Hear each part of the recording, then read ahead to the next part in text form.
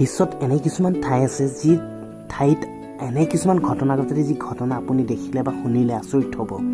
এই ভিডিঅ'টোত এনে 5খন ঠাইৰ 5টা আচৰিত ধৰণৰ ঘটনা আলোচনা কৰিম। তেতিয়াহ'লে ভিডিঅ'টো আৰম্ভ কৰিছোঁ।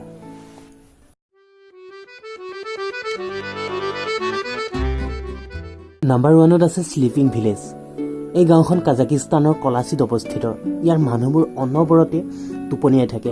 কোনোবাই কাম কৰি থকা অৱস্থাটো অৰ্থাৎ থিয় হৈ বা গাড়ী চলাই থকা অৱস্থাটো ইয়াৰ মানুহবোৰ টোপনিয়াই থাকে।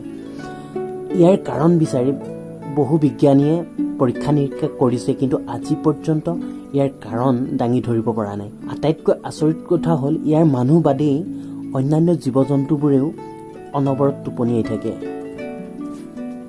নম্বৰ 2ত আছে নিজস্ব সূৰ্য। ইটালীৰ ভিগেনেলাৰ নামৰ গাঁওখন চাৰিওফালে পাহাৰেৰে আগুৰা এখন সমভূমিত অৱস্থিত, যাৰ ফলত নৱেম্বৰৰ পৰা ফেব্ৰুৱাৰী পৰ্যন্ত সূৰ্যৰ ৰশ্মি গাঁওখনত সোমাব নোৱাৰে। ফলত ইয়াত বাস কৰা মানুহবোৰ জীয়াই থাকিবলৈ যথেষ্ট কষ্ট কৰিবলগীয়া হয়। এগৰাকী আৰ্কিটেক্সাৰে 2006 চনত ইয়াৰ উপায় বিচাৰি পায়।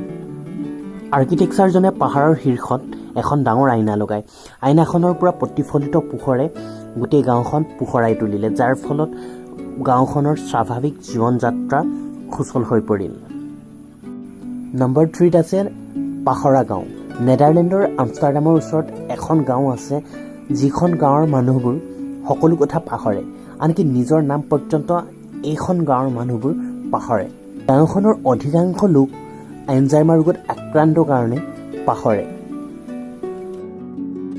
নম্বৰ 4ত আছে কুমফু গাঁও। এই গাঁওখন মধ্য চীনত অৱস্থিত। ইয়াত ধং জাতিৰ মানুহে বসবাস কৰে।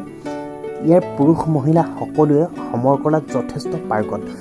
কথিত মতে এটা সময়ত বন্য জীৱ জন্তুৰ চিকাৰ হ'বলগীয়া হৈছিল এই গাঁওখনৰ মানুহবোৰ, আৰু ইয়াৰ পৰা পৰিত্ৰাণ পাবলৈ ইয়াৰ মানুহবোৰ সমৰ কলাত পাৰ্গত হৈ পৰিল। নম্বৰ 5ত আছে বৃষ্টিপাতৰ গাঁও। এই গাঁওখন ভাৰতৰ মেঘালয়ত অৱস্থিত। ঠাইখনৰ নাম হৈছে মৌচিনৰাম।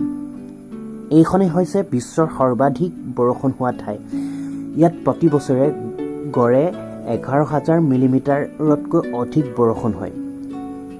এই গাঁওখন গিনিজ বুকতো ইতিমধ্যে অন্তৰ্ভুক্ত হৈছে। এইখিনি আছিল আজিৰ ভিডিঅ'টো। ধন্যবাদ।